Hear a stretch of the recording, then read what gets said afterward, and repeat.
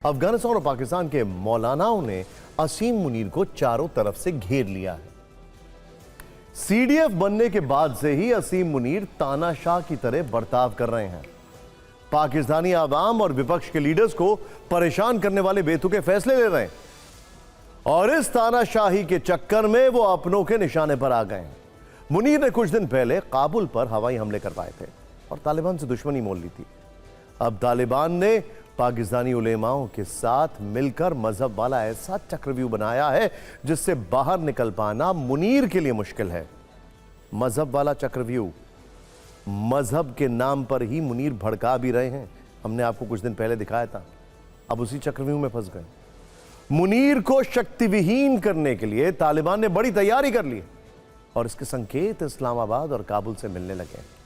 मुनीर की फिक्र बढ़ाने वाली इस खबर को डिकोड करेंगे। पहले देखते हैं इस मजहबी चक्रव्यूह के चार मुख्य किरदार।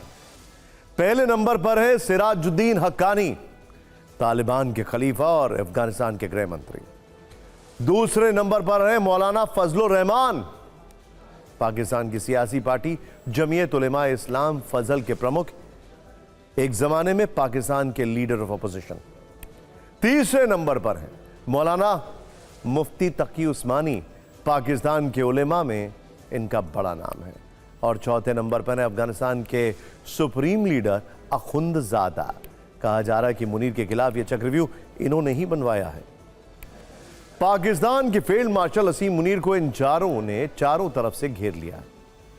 दरअसल रविवार शाम काबुल में एक मीटिंग बुलाई गई। इस मीटिंग की अध्यक्षता तालिबानी शासन के गृह मंत्री सिराजुद्दीन हक्कानी ने की, जिसका किसी वक्त में अमेरिका की मोस्ट वांटेड आतंकवादियों की लिस्ट में भी नाम था। उसी सूची से बाद में इनका नाम जो है वो हटा दिया गया। काबुल में हुई इस मीटिंग में हक्कानी ने कहा कि हम उन सभी पाकिस्तानी उलेमा और पार्टियों का दिल से आभार जताते हैं जो हाल ही में कराची में जमा हुए थे। मौलाना फजलुर रहमान और मौलाना मुफ्ती तकी उस्मानी ने अफगानिस्तान के लिए अच्छी सोच दिखाई थी, पाकिस्तान की सैन्य कार्रवाई का खुलकर विरोध किया, अपनी सरकार को काबुल से रिश्ते सुधारने और शांति बनाए रखने की सलाह दी थी। दरअसल JUIF पार्टी के लीडर और मौलाना डीजल के नाम से मशहूर फजलुर रहमान ने 23 दिसंबर को कराची के लियारी में एक कार्यक्रम को संबोधित किया था।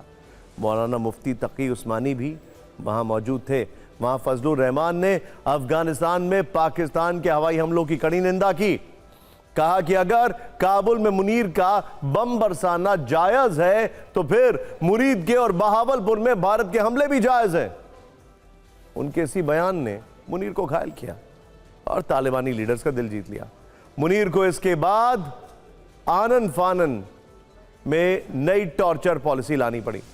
कहना पड़ा था कि देश विरोधी बातें करने वाले लोग गद्दार माने जाएंगे, लेकिन मौलाना फजलुर रहमान मुनीर की इन धमकियों से नहीं डरे। तालिबानी लीडर हक्कानी की तारीफों के बाद से वो अब और ज्यादा हमलावर है। मुनीर को एक बार फिर से काबुल में बम ना बरसाने की चुभने वाली नसीहत दी है। यानी मुनीर अब घर में ही गिर चुके हैं, लेकिन ये सिर्फ एक फ्रंट है। मुनीर कई और जगह कई और फ्रंट पर भी गिरे हुए हैं। लेकिन पहले तालिबान की ओर से मुनीर को मिले इस मजहबी दर्द पर यह न्यूज रही।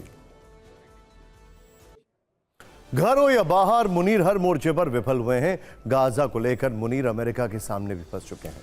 मुनीर ने भारत पाकिस्तान संघर्ष के बाद अमेरिका का दौरा किया था। व्हाइट हाउस जाकर ट्रंप से मुलाकात की थी।